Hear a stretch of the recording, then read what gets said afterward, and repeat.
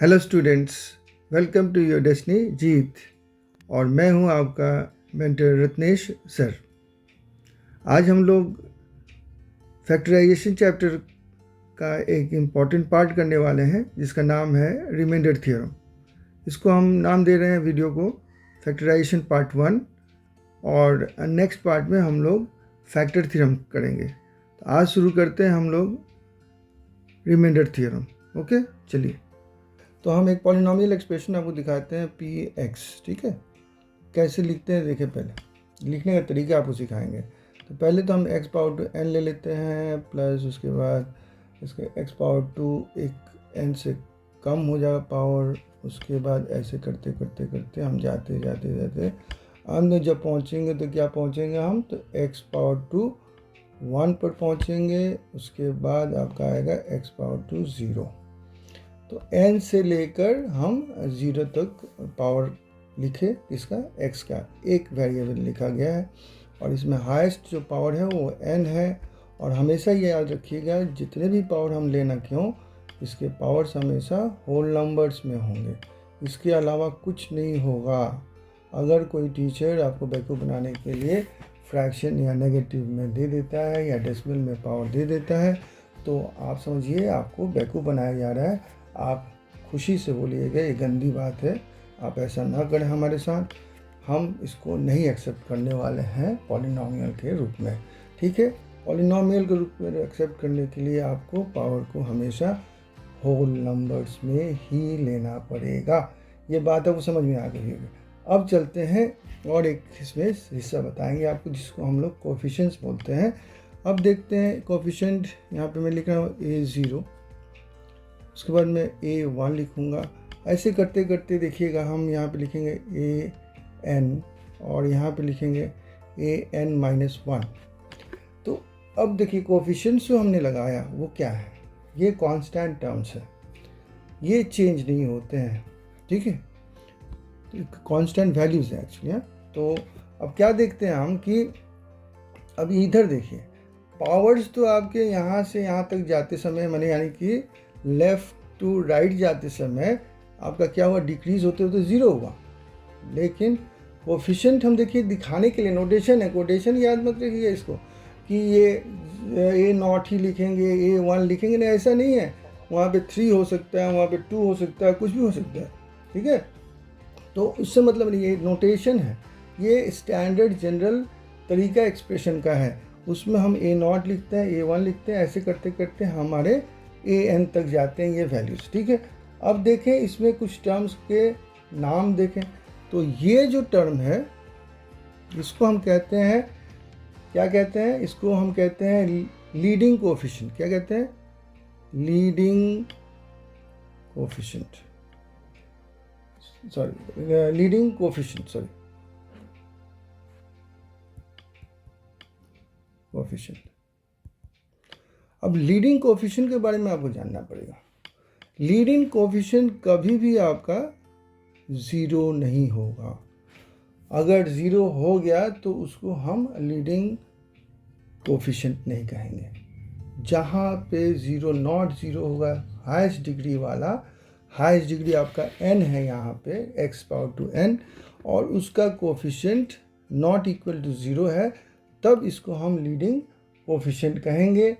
इसका highest degree जो है, ये जो है डिग्रीज है, ये सब सारे के सारे डिग्रीज, लेकिन हाईएस्ट डिग्री जो है, हाईएस्ट डिग्री ये जो है बहुत ज़रूरी है जानना। इसी से हम लोग डिग्री ऑफ द पॉलिनोमियल बता पाते हैं।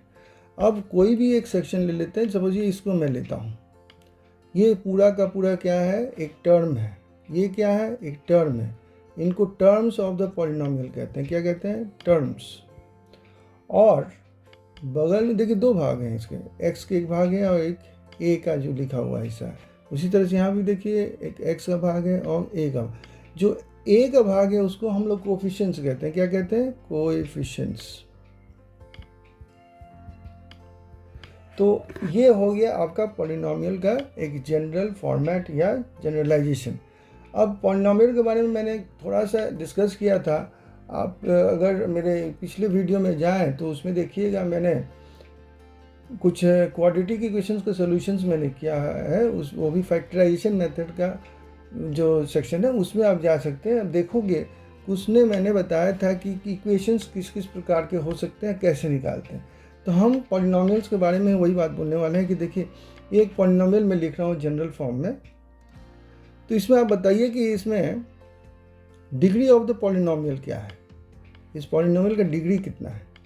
तो डिग्री मन तो होता है हाईएस्ट डिग्री की बात कर रहे हैं, यानी degree of the polynomial highest.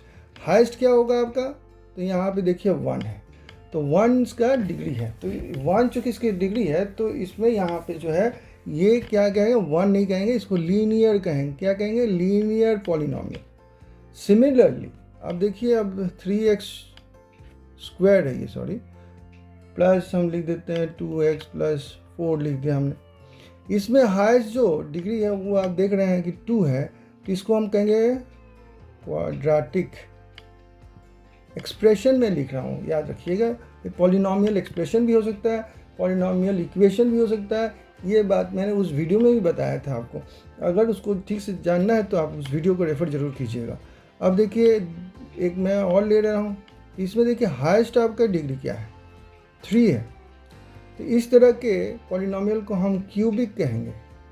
क्या कहें, क्यूबिक पॉलिनोमियल। अब बात चली आती है कि चौथा क्या होगा, तो चौथा आपको कॉमन सेंस बताना चाहिए कि 4 ही होगा, ठीक है। अब कुछ मैं लिख देता हूँ यहाँ पे, ये समझा नहीं रहा हूँ, मैंने सोल्यूशन नहीं कर रहा हूँ, जस्ट एक्सप्रेशन को बता रहा हूँ। यहाँ पे देखिए पावर जो है सबका हाईएस्ट जो है, यहाँ पे सबसे हाईएस्ट जो है वो 4 है, तो यहाँ पे ये जो हो जाएगा, इसको 2 नाम से हम जानते हैं। वो एक फर्स्ट नाम है जिसको हम कहते हैं बाई क्वाड्रेटिक, और दूसरे नाम देखिए उस सेक्शन में मैंने बताया था क्वाड्रेटिक भी कह सकते हैं। बाई क्वाड्रेटिक क्यों कहते हैं, क्योंकि देखिए स्क्वायर का स्क्वायर है, ये बाई हो गया 2 बार, और क्वाड्रेटिक क्यों 4 है। तो ये 2 बातें समझ में आ गई।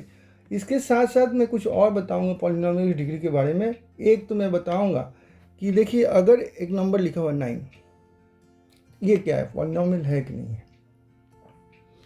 तो ये आपको बहुत अच्छी तरह जाना है, ये ट्रिक है, एक तरह से कह सकते हैं, बहुत लोग बेवकूफ़ बन जाते हैं। ये भी एक पॉलिनोमियल है। क्यों पॉलिनोमियल है, इसके देखिए इसका डिग्री हाईएस्ट डिग्री 0 है, तो अब पॉलिनोमियल विथ हाईएस्ट डिग्री 0, तो डिग्री 0 होगा, तो इसको भी हम पॉलिनोमियल कहेंगे। एक्चुअली इसको हम ऐसे लिखते नहीं है, ऐसे लिखते हैं, and this is a constant, at least C पकड़ लेते हैं इसको। तो इसका नाम भी एक स्पेशल नाम है, इसको जैसे कहते हैं कांस्टेंट पॉलिनोमियल, ठीक है। तो ये बहुत ज़रूरी है जानना, ये बहुत इंपॉर्टेंट है, बच्चे इसमें भूल करते हैं, 9 लिख देगा, no it is not a polynomial. अब एक और, ये जितने सारे हम पॉलिनोमियल्स पढ़े, ये सारे के सारे नॉन ज़ीरो पॉलिनोमियल्स थे, यानी कि यहाँ पे सबका कुछ ना कुछ वैल्यू है। लेकिन अगर 0 दिया रहेगा तो क्या होगा, ये भी तो एक नंबर है, ये पॉलिनोमियल है कि नहीं। तो मैं बता दूं 0 भी एक पॉलिनोमियल है, और ये स्पेशल केस ऑफ पॉलिनोमियल है, याद रखिए स्पेशल केस में लिख रहा हूँ। और इसमें इस बात को समझिएगा क्या लिख रहा हूँ मैं। देखिए 0 तो स्पेशल केस ऑफ पॉलिनोमियल है, इसका डिग्री क्या होगा। अब तो हर पॉलिनोमियल का डिग्री होता है, इसका डिग्री क्या होगा ये बताइए हमको।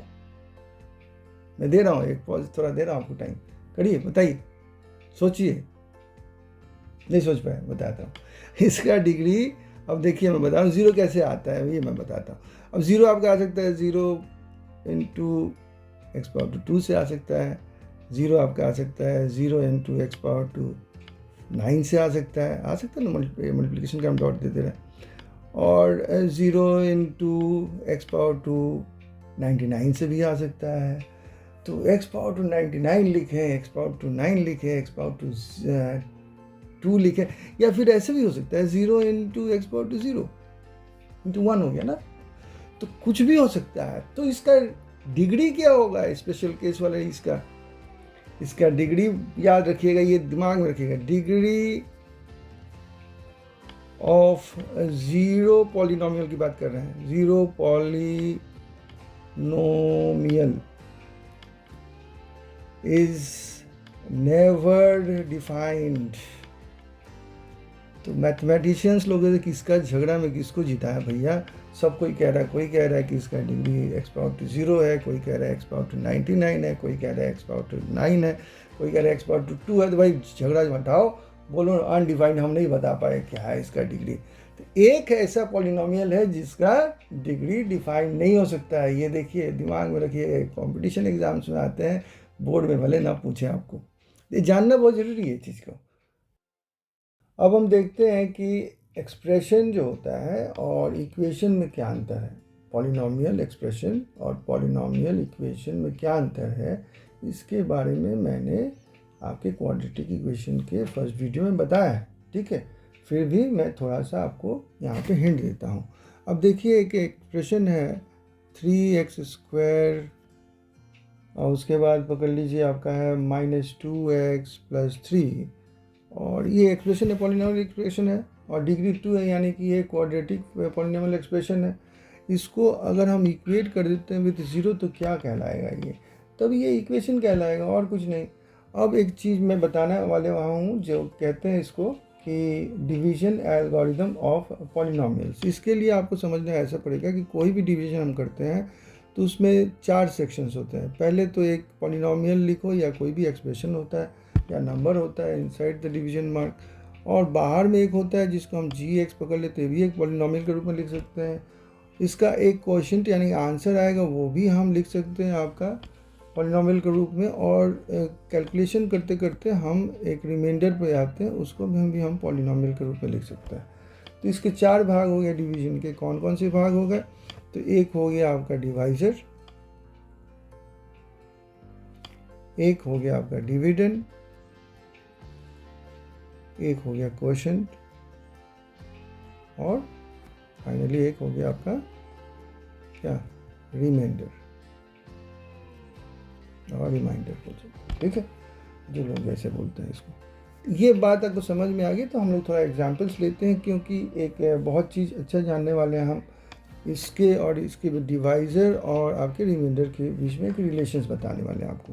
तो एग्जांपल्स जब तक नहीं लेंगे तब तक नहीं बता पाएंगे, पहले एग्जांपल्स लेते हैं। तो पहला एक एग्जांपल मैं लेता हूँ, पकड़ लीजिए एग्जांपल आपका कि 2x² - 4x - 3 से हम डिवाइड करते हैं एक पॉलिनोमियल जो है 4x², क्यूब कर देते हैं इसको, क्यूब है, ठीक है, और -2x² + 3x + 11 कर देते हैं, ठीक है। इसको करते हैं डिवाइड, देखिए क्या आता है आंसर।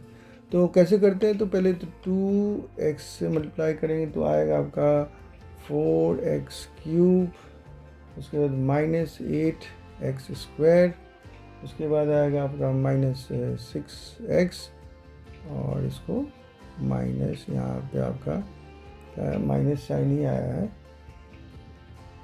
यहाँ पे माइनस साइन आया आपका, ठीक है। तो ये माइनस हो गया तो ये प्लस हो जाएगा, ये भी प्लस हो जाएगा, तो ये हो गया आपका 6x² + 9x + 11, और फिर इसको डिवाइड करके मल्टीप्लाई करते हैं बाई 3 पूरा एक्सप्रेशन को, तो आपका आता है ये क्या आएगा, तो 6x² - 12x - 9, ठीक है, और इसको करते हैं माइनस प्लस और इधर प्लस, तो ये कैंसिल हो जाता है आपका, और यहाँ पे आपका आता है कितना, ये 21x, और इधर हो जाता है +20। अब देखिए मैं क्या दिखाना चाह रहा हूँ, देखिए इस एक्सप्रेशन को देखिए, एक्सप्रेशन ये डिवाइजर है और ये आपका रिमाइंडर है, तो इसमें क्या रिलेशन आपको मिला बताइए। तो देखिए यहाँ पे आपका जो है डिग्री है कितना, 2, यहाँ पर डिग्री आपका कितना आया, 1। तो आप जो भी डिवाइजर लोगे, अगर रिमाइंडर आता है तो आपका उसका जो डिग्री होगा वो 1 डिग्री कम होगा दैन द डिवाइजर।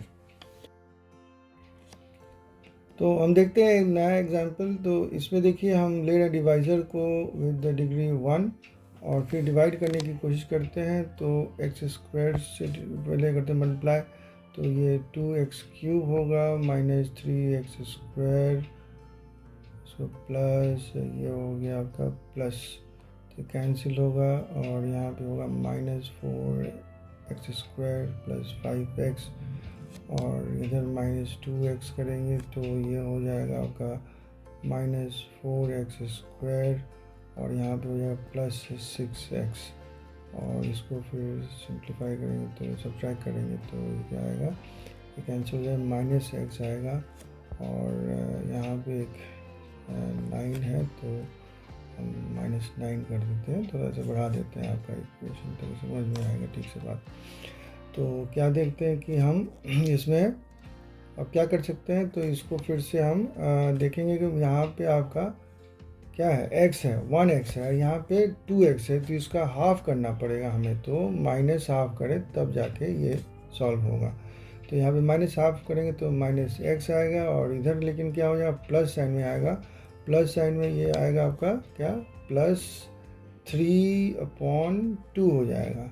और इस तरह से आप इसको सॉल्व करोगे तो सब्ट्रैक्ट करोगे तो क्या आएगा, ये आपका हो जाएगा प्लस साइन, और ये प्लस साइन हो जाएगा और ये माइनस साइन हो जाएगा, ये कैंसिल हो जाएगा।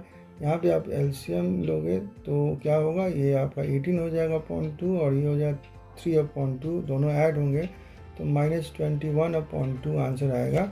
और ये एक कांस्टेंट है, या फिर कह सकते हैं कि इसका जो डिग्री है वो 0 है। तो आप इससे क्या समझे कि अगर डिवाइज़र का डिग्री 1 होता है तो आपका रिमाइंडर का डिग्री 0 होगा, अगर आपका डिवाइज़र का डिग्री 2 होता है तो आपका रिमाइंडर का डिग्री 1 हुआ, तो 1 डिग्री कम होता है रिमाइंडर का। ये बात आपको समझ में आ गई होगी।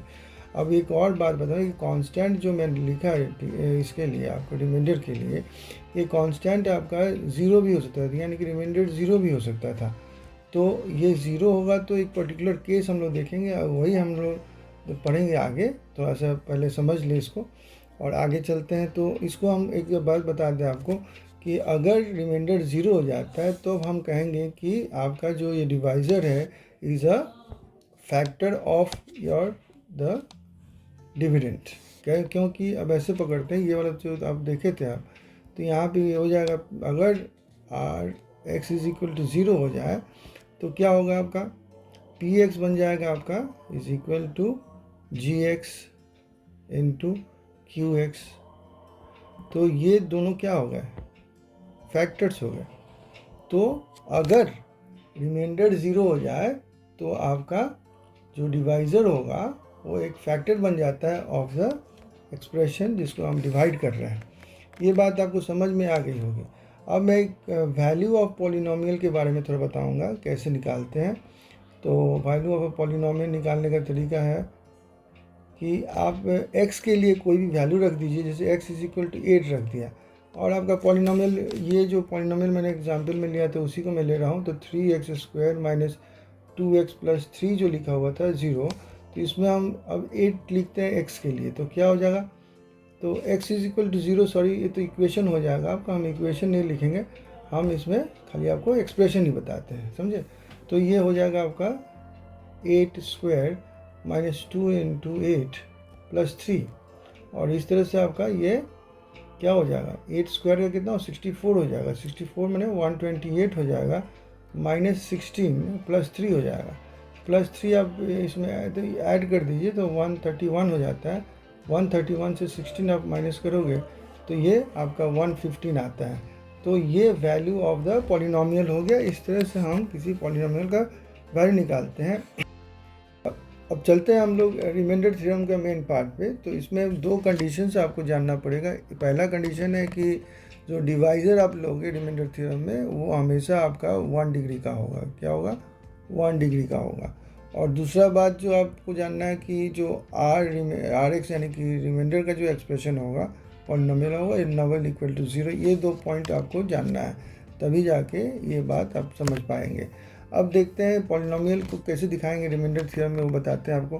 तो मान लीजिए एक पॉलिनोमियल है आपका fx, और उसको आप डिवाइड करते हैं बाय एन एक्सप्रेशन में डिवाइज़र समझ लीजिए, तो बाय x - a। तो रिमाइंडर क्या होगा हम बता सकते हैं। तो remainder here will be equal to f a, यानी कि जो साइन यहाँ पे दिया हुआ उसका यहाँ पे उल्टा साइन हो गया।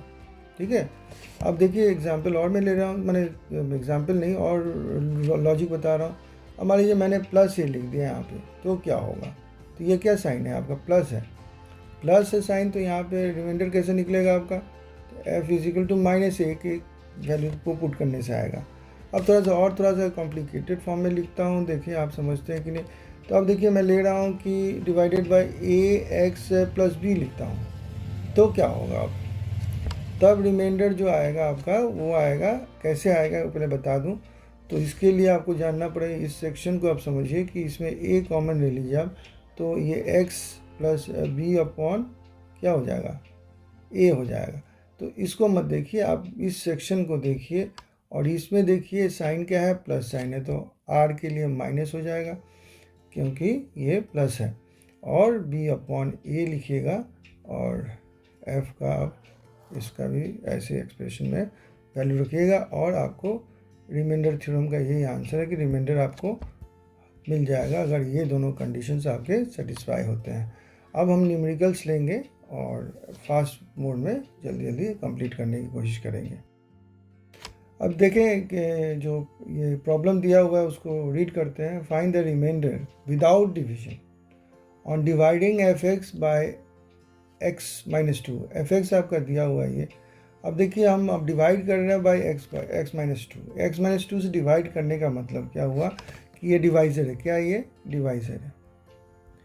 अब हमने बताया था कि अगर डिवाइज़र का ये x माइनस टू माने एफ एक्स जो है आपका डिवाइड हो रहा है बाय x माइनस टू, तो रिमाइंडर जो आएगा वो कैसे पता चलेगा, वो पता चलेगा यहाँ पे साइन देखेंगे पहले, तो f तो लिख दिया हमने, उसके बाद साइन देखें तो वहाँ पे माइनस देते हैं, प्लस लिखिए और उसको 2 को लिख दिए, ये हो गया। ये वैल्यू हम अगर f में यहाँ पे पुट करते हैं, x के बदले में ये पुट करते हैं, तो आपका इस पर पुट कीजिए तो आपका रिमाइंडर आ जाएगा। अब करते हैं इसको तो बात समझ में आएगी। r इज इक्वल टू, अब रखते हैं इस पर, तो क्या है, तो 5x स्क्वायर के बदले में लिखते हैं 2 स्क्वायर, और उसके बाद यहाँ पे माइनस 7 x के बदले में 2 लिखा हमने, उसके बाद 4 लिखा, तो ये कितना हो जाएगा 5 इंटू 4 माइनस 14 प्लस 4, तो ये कितना हो गया 20, और ये दोनों कर लेते हैं तो ये हो गया माइनस 10। तो अल्टीमेटली आंसर 10 हो गया रिमाइंडर ऑफ द इस एक्सप्रेशन। डिवाइड अगर करते हो इस एक्सप्रेशन को, अगर x माइनस टू से डिवाइड करते हो तो ये आंसर आता है आपका। ओके, अब हम सेकेंड नंबर क्वेश्चन लेते हैं, जिसमें देखिए एफ एक्स को हमने डिवाइड किया है x प्लस 3 से, और इस एफ एक्स का एक्सप्रेशन जो है वो आप देख रहे हैं स्क्रीन पर।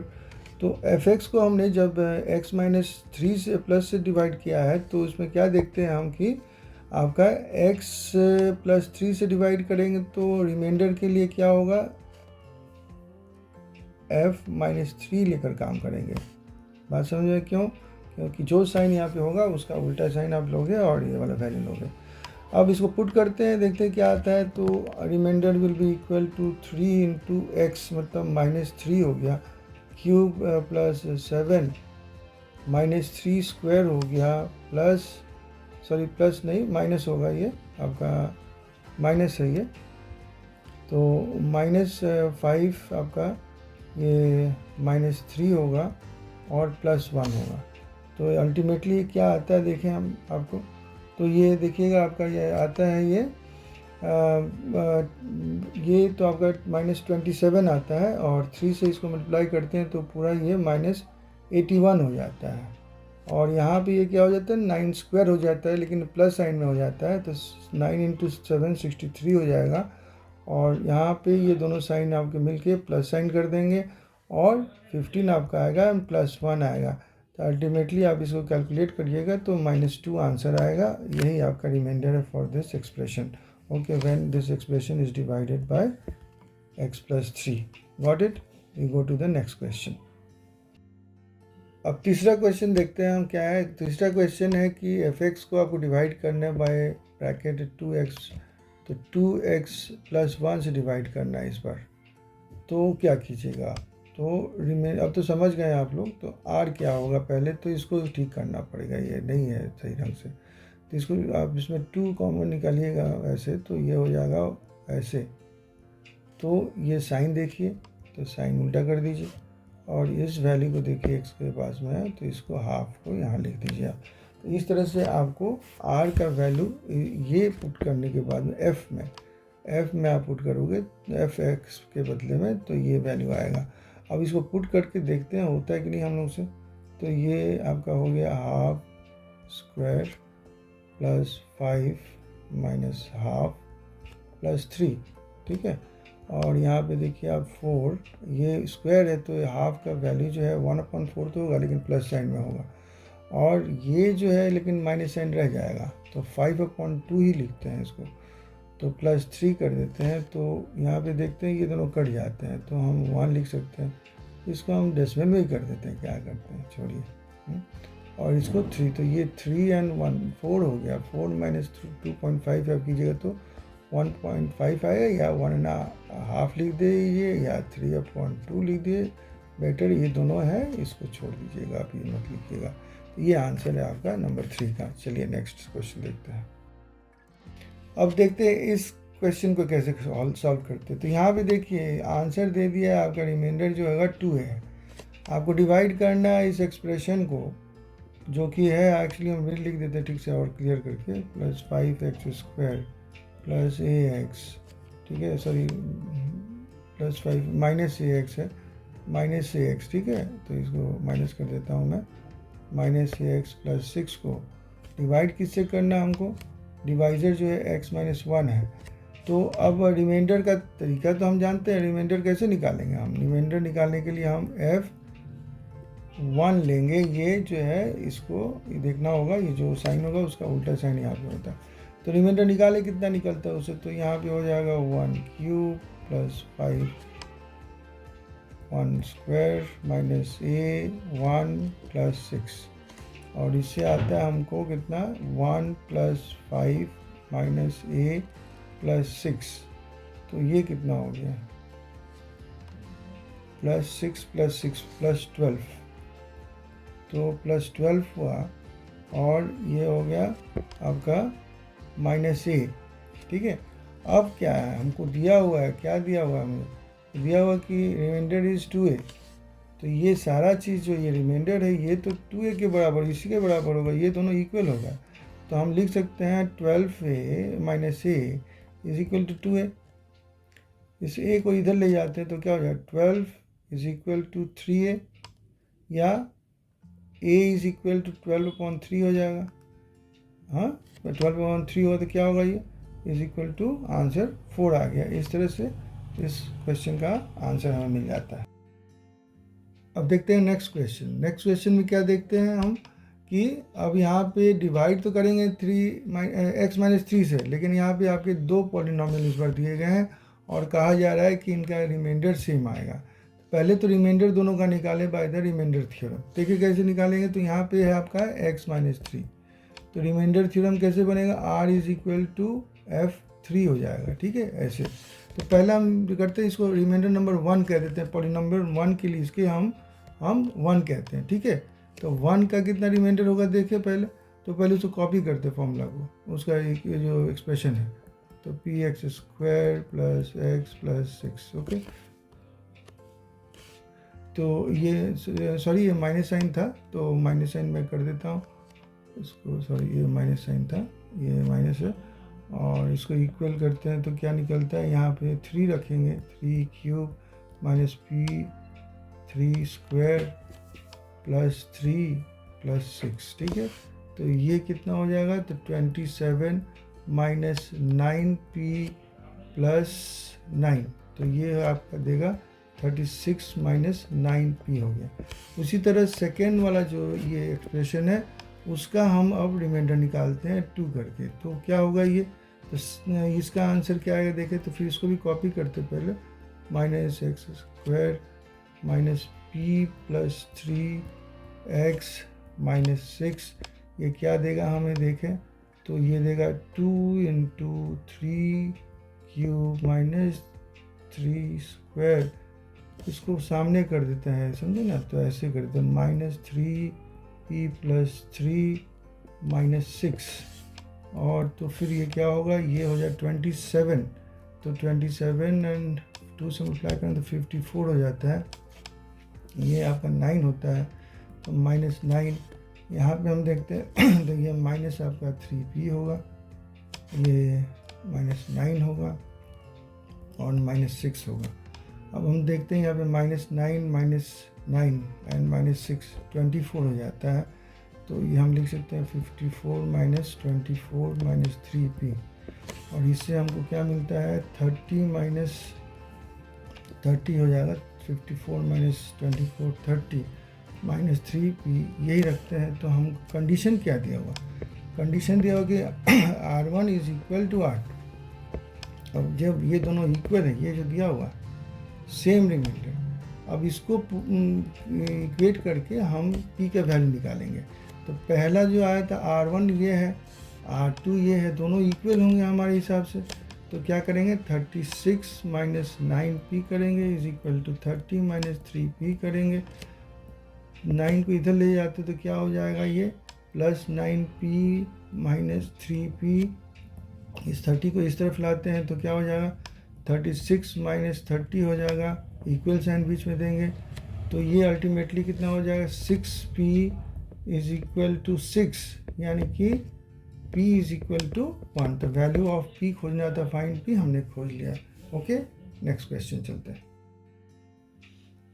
अब देखते हैं नंबर 6 क्वेश्चन। तो इसमें क्या लिखा हुआ है, डिवाइड करना है, अगर x-2 से करोगे आप डिवाइड, तो ये क्या होता है, तो ये एक अलग कंडीशन दिया हुआ कि x-2 is a factor of this. अब ये बहुत इम्पॉर्टेंट है, मैंने बताया आपको कि फैक्टर क्या होता है।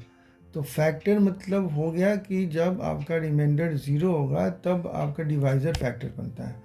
यानी कि आप अगर यहाँ पे डिवाइज़र आपका x-2 है और इसमें r का वैल्यू आप मैंने r खोजते हो विथ, कहते हैं कि मैंने आप r का वैल्यू आप खोजना चाहते हो और उसके लिए आप f पर पुट करते हो, ऐसे f का वैल्यू 2 लिखते हो, तो उसको इक्वेट कर सकते हैं ना, इसको 2x³ + ax² + bx -14 लिखा आपने। तो इसमें आप क्या देखते हो कि ये जो 2 आप पुट करते हो अब, तो क्या होगा, तो 2 पुट करके देखें पहले, तो बताते हैं उसके बाद, +a² + b × 2 -14, तो ये आता है आंसर आपका कितना, तो ये तो 8 हो गया, 8 × 2 16 हो गया, 4a + 2b -14, इन दोनों को आप ये कर दीजिए तो कितना हो जाएगा, ये 2 हो जाएगा। तो आप लिख सकते हो 4a + 2b + 2, और ये सारा का सारा लेकिन क्या है, ये r है, एंड पहले ही बता दिया है r क्या है आपका 0 यहाँ पे, तो हम कह सकते हैं कि ये 4a है, तो ये 4a प्लस आपका 2b + 2 जो है इज इक्वल टू 0 हो जाएगा। इससे आप कॉमन ले सकते हैं, 2 से डिवाइड कर दीजिए, तो आपका आंसर आता है 2a + b, और ये 1 हो गया, उसको उस तरफ ले जाकर -1 लिख सकते हैं। इससे हमारा एक साइमल्टेनियस इक्वेशन टाइप का इक्वेशन बनता है, और ये नंबर 1 है। अब उसी तरह से हम इसको अब करते हैं इससे डिवाइड, इसी एक्सप्रेशन को डिवाइड करते हैं, तो इससे आपका रिमाइंडर दिया हुआ कितना आता है, तो फिर वो रिमाइंडर फॉर्मूला लगाएं तब पता चलेगा क्या करना चाहते हैं। तो r अब कितना लेंगे, -3 है तो उसको +3 कर देंगे। अब इस वैल्यू को पुट करेंगे इन द इक्वेशन, तो क्या आएगा आपका 2 3³ + a 3² + b × 3 -14, इससे क्या आपको मिलेगा, तो 27 54 + 9a + 3b -14, तो इससे आपको आता है क्या 9a + 3b, और यहाँ पे आपका आ जाता है कितना 40। तो लेकिन कहा गया है कि इस बार जो है आपका ये जो r है इज इक्वल टू इसको R1 पकड़ लेते हैं, इसको R2 पकड़ लेते हैं, समझाने में सुविधा होती है। 52 दिया हुआ है इस बार, तो हम ऐसे करते हैं कि ये हो गया आपका 9A plus 3B plus 40 is equal to 52 लिख सकते हैं हम। तो इससे क्या आता है 9A plus 3B is equal to, अगर 40 को इधर तो -40 हो जाएगा तो 12 बचता है। अब इसको हम 3 से डिवाइड करेंगे तो ये 3A प्लस B और इज इक्वल टू 4 आएगा। अब ये सेकेंड इक्वेशन हमारा हो गया। अब देखिए फर्स्ट इक्वेशन को अगर हम यहाँ पर रख देते हैं तो B कैंसिल आउट हो जाएगा अगर हम माइनस करते हैं इक्वेशन को, तो यहाँ पे माइनस माइनस और ये प्लस हो जाता है, तो B कैंसिल हो गया। आपका यहाँ पे कितना आता है, ये आता है आपका केवल A आता है, आपका A इधर हो जाता है और इधर 5 हो जाता है। अब इस A का हम इसमें पुट करते हैं तो क्या आता है 2A plus B is equal to -1 हो जाता है, तो -1 हो जाता है। तो उसके बाद क्या करते हैं B को खोजते हैं, तो B is equal to -1 -2A हो जाएगा और B is equal to -1 -2 into 5 हो जाएगा, यानी कि -1 इन प्लस -10 हो जाएगा इज इक्वल टू -11 हो जाएगा। इस तरह से हम B का और A का वैल्यू खोज लेते हैं। ओके, नेक्स्ट क्वेश्चन में आते हैं जो कि हमारा आज का लास्ट क्वेश्चन होगा। इसमें देखते हैं कि एक एक्सप्रेशन दिया हुआ है और उसके दो चीज़ों से डिवाइड किया जाता है और आपके दो रिमाइंडर्स आएंगे। ठीक है, पहले तो ये निकाले दो रिमाइंडर्स क्या होंगे, तो पहला रिमाइंडर निकाल रहे हैं R1। ठीक है, तो निकालने का तरीका क्या होगा, यहाँ पे पहले वाले के लिए ले रहे हैं जब हम, तो यहाँ पे आपका हो जाएगा F ब्रैकेट -1। अब लिखते हैं, पूरा एक्सप्रेशन नहीं लिख रहे हैं क्योंकि टाइम वेस्ट होगा।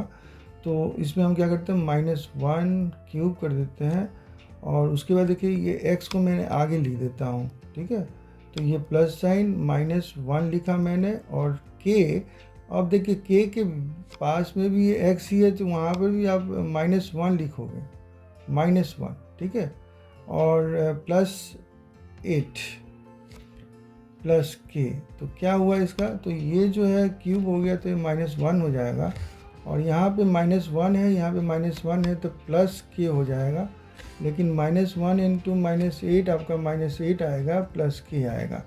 तो ये आंसर आया आपका कितना, तो ये देखिए दोनों के ऐड हो गए और ये हो गया -9, तो 2k -9 आपका फर्स्ट का रिमाइंडर आया। और अगर हम सेकेंड वाले से डिवाइड करते हैं, यानी इससे डिवाइड करते हैं सेम थिंग को, तो कैसे आएगा देखें आंसर।